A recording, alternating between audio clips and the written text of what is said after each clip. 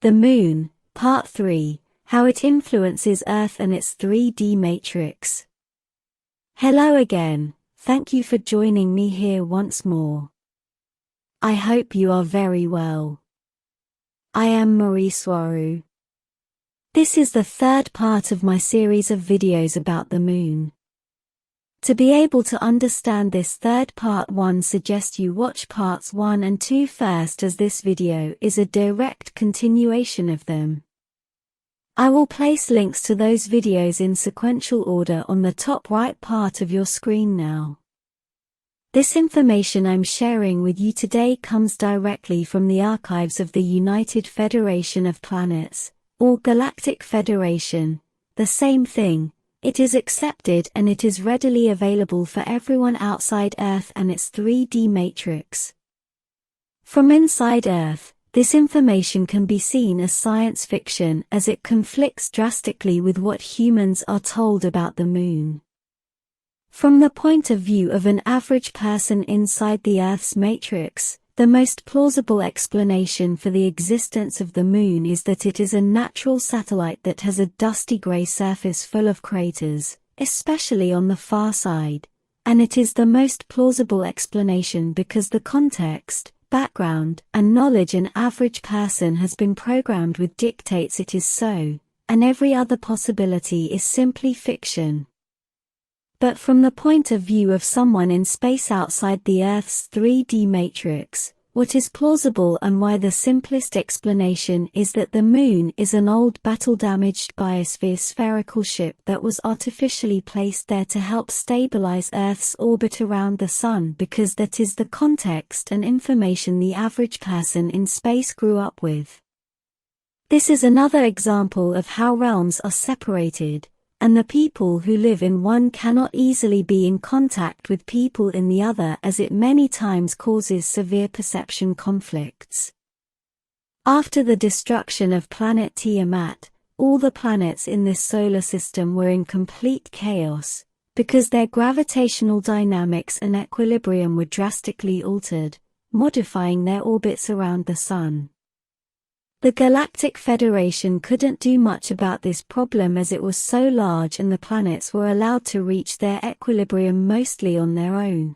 All that the Federation could do is counterbalance some of the planets to help them gain equilibrium. This was achieved by tractor beaming large asteroids into the orbit of Mars, and also by moving a battle-damaged biosphere ship into Earth's orbit to help it regain balance. In the case of Earth, all its biology depended on the sunlight the extinct planet Tiamat reflected onto Earth at night. Tiamat was a large watery planet that was very bright at night, as I explained in my previous videos about the Moon. Without planet Tiamat shining at night, much of Earth's biology was also in a chaotic state, with many species going extinct, making the effects of the global flood even worse. The logical move for the Federation was to move into Earth's orbit a battle-damaged biosphere ship because its metallic smooth surface was an excellent sunlight reflector. And then they placed a high-definition hologram in front of it so it would look like a natural moon. Today, even some parts of Earth's official science accepts that if the Moon were natural it would be a lot heavier and it would simply be too large for Earth. The first way the Moon affects the Earth is as a mass counterbalance to maintain a more or less stable orbit. Before Tiamat's destruction, Earth's orbit was much less elliptical, which caused a much more stable environment with less drastic temperature and seasonal changes. In other words, back then, Earth was a planet that was easier and friendlier to inhabit than what it is today. Back then, Earth was considered a superhabitable planet, where the climatic and biological conditions made it an ideal place to live in, for people who have a Lyrian, or human body. Superhabitable planets are those that have a set of life-sustaining conditions superior to Earth's. Two examples of superhabitable planets are Ptoia, orbiting the star Arcturus, 37 light-years away, planet Alphrata, formerly known as Phaeton, orbiting the star Alpha Centauri, at 4.36 light-years, and planet Tema, orbiting the star Taygetean in the Pleiades star system, at 440.3 light-years away. The Moon affects the Earth's tides, and guides biology at night, as you all know, and I'm not going to go into those details as they are widely known, but I must mention them nevertheless, also because this is one of the reasons why the Galactic Federation had to place the Moon in Earth's orbit. The Moon is artificially transmitting high-energy beams that alter the frequency of the Earth's natural magnetosphere, with this creating the Van Allen radiation belts. These high-energy beams are focused on the Earth's magnetosphere using an array of special disc-shaped antennas on the Moon's surface. These antennas are exposed on the surface but they are masked as craters using the lunar hologram. They project an array beam with a specific frequency that adds to the natural one of the magnetosphere, creating a much stronger energy field that envelops and surrounds Earth, serving as an etheric barrier and as a high radiation shield. Although the energy beam only affects the magnetosphere directly, as a side effect it also lowers the overall frequency of Earth, as would be expected following the principle of dominant frequency, which basically dictates that the strongest frequency will tend to transform all the other ones into more of itself. This causes everything on Earth to vibrate at a lower frequency than the average one. Everything vibrates at outside Earth. As my predecessors stated, this causes Earth to be at a 3D slow and pasty existential vibratory rate, while everything outside Earth is considered to be vibrating at a natural 5D existential vibration. But as I explained in my video about 5D, it is not a place you are in, it is a level of perception and awareness, and so is 3D, and all the densities as well, leaving 4D as a transitory level.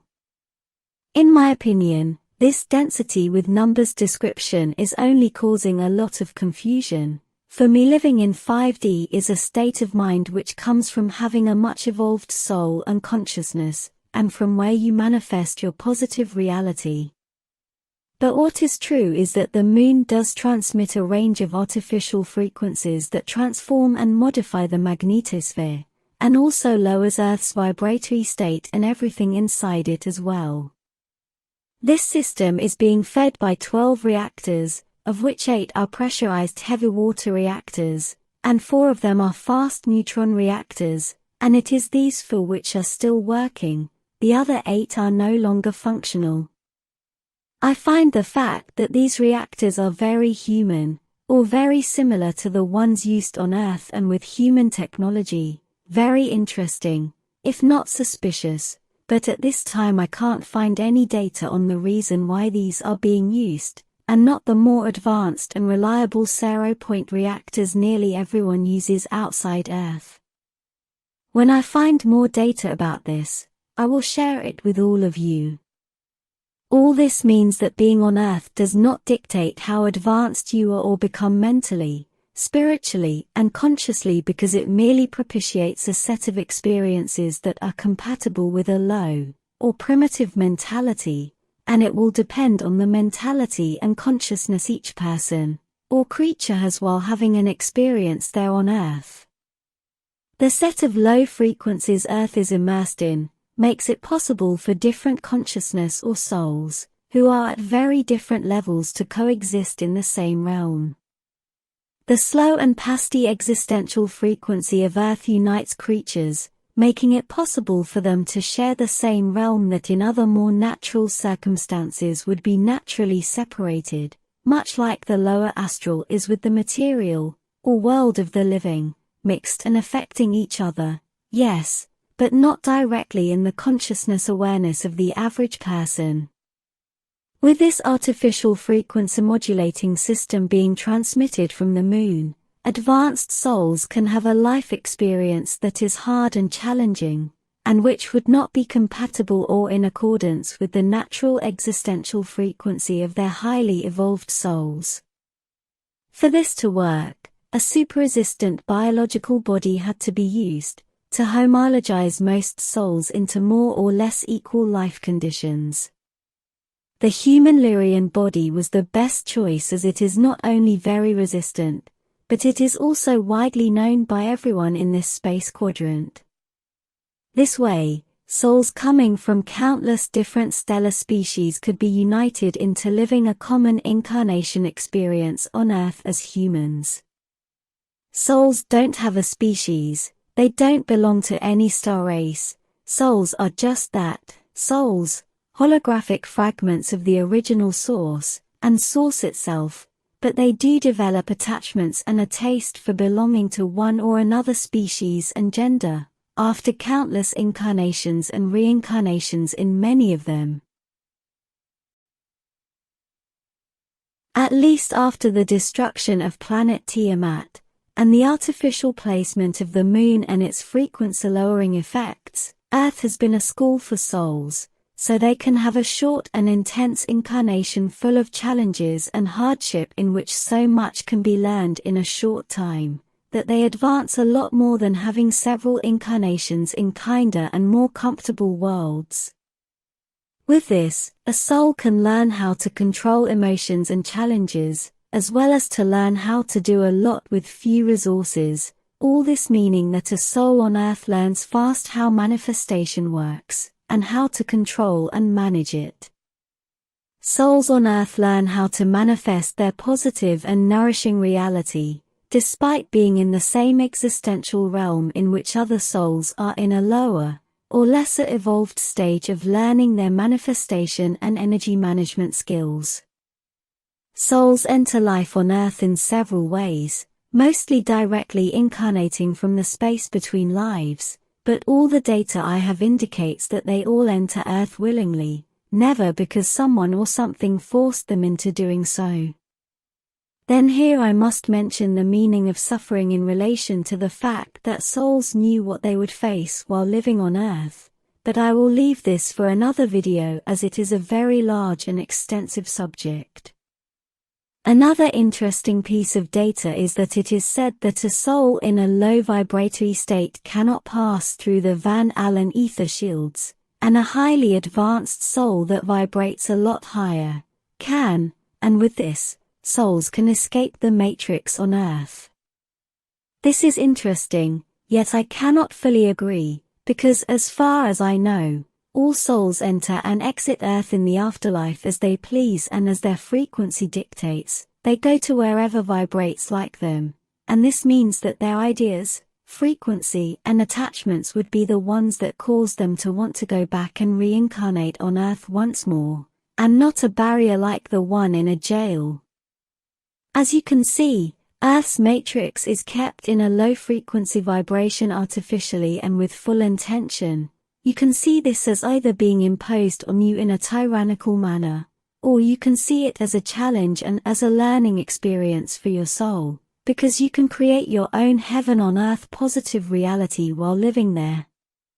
You are the creator of your reality, and you control it, and everything else you are watching and you see happening around you there on earth is part of the context, and of the necessary frame, needed to create your life learning experience. You are not a victim, take control of your life. There is still a lot more to say about the moon, and it will continue in the fourth part of this series soon.